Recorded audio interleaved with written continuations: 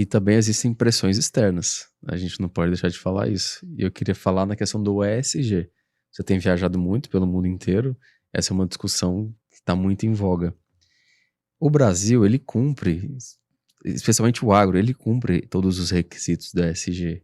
E a gente sofre muita pressão externa. Aqui no Brasil, a gente utiliza 7, talvez 8% das terras, né, para Sim.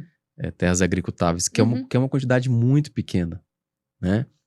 E os países de fora pressionam o Brasil, mas na verdade não é porque o Brasil está errado ou não está cumprindo esses requisitos. É porque o Brasil é mais competitivo. Então eu queria, você que está sempre viajando, o que você percebe quando você está fora em relação a É isso? muito interessante, né? Eu estive na COP28, nos Emirados Árabes Unidos, em Dubai, que foi em 2023.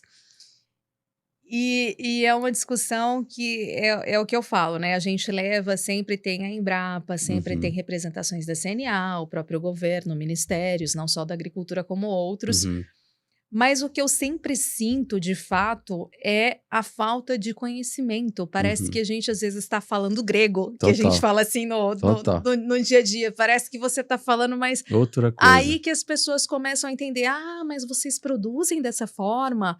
Tem o ILPF, né? Integração Lavoura-Pecuária-Floresta, ou só a integração Lavoura-Floresta, só Pecuária-Floresta. Então você precisa entender, na verdade, passar esse entendimento, né? Uhum, Passar essa questão a eles para que realmente eles consigam visualizar o que é o uhum, Brasil.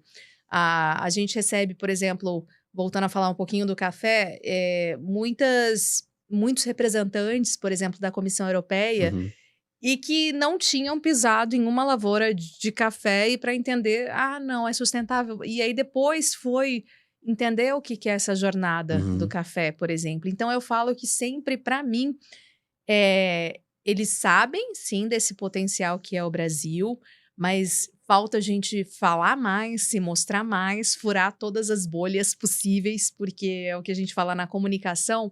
Muitas das vezes a gente fala não para a gente mesmo, mas para uhum, pessoas que já entendem, já compreendem o uhum, assunto. Então, você consegue ser mais ainda intuitivo e intencional quando você vai conseguindo furar as bolhas, né, e uhum, se posicionar e mostrar, não é dessa maneira, o agro faz assim, assim, assado. Então, eu acho que quem tem a chance e a oportunidade, hoje a gente tem isso daqui, todo mundo é criador de conteúdo, então, quanto mais você puder explorar isso de maneira positiva, e aí produtores rurais, indústria, todos os elos linkados à cadeia do agro, deve fazer isso, porque eu acho que você consegue mostrar por meio de exemplo. Então, o exemplo, ele arrasta, né? Se a gente falar, a gente faz isso e aquilo, mas o exemplo, mostrar ali na lavoura o que tem acontecido, olha, olha a minha reserva aqui e tudo mais. Isso, de fato, não vai ter questionamento em uhum, relação a isso, mas precisa mostrar mais, né? A gente precisa mostrar, precisa falar. Então,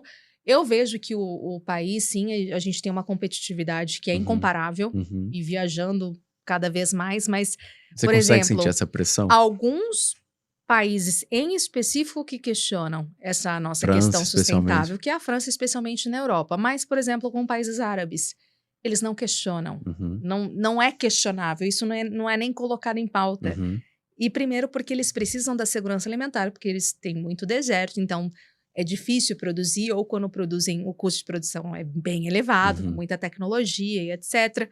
Então precisa da,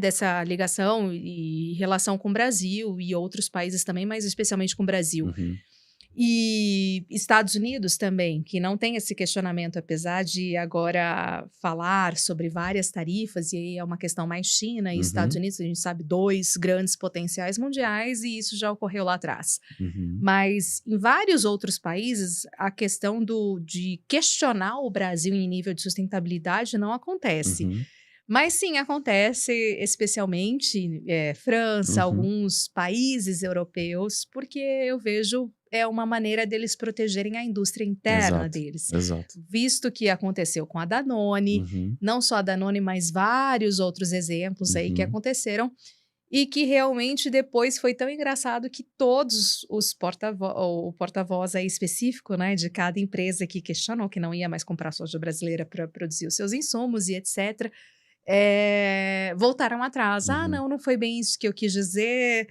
demorou ali, teve empresa que demorou mais de uma semana para trazer a resposta, mas todas voltaram atrás. Então você vê que não é questionável o nível da nossa produção, mas é sim, eles colocam em pauta a questão: vocês estão muito competitivos, então vamos proteger a Exatamente. nossa indústria Exatamente. local.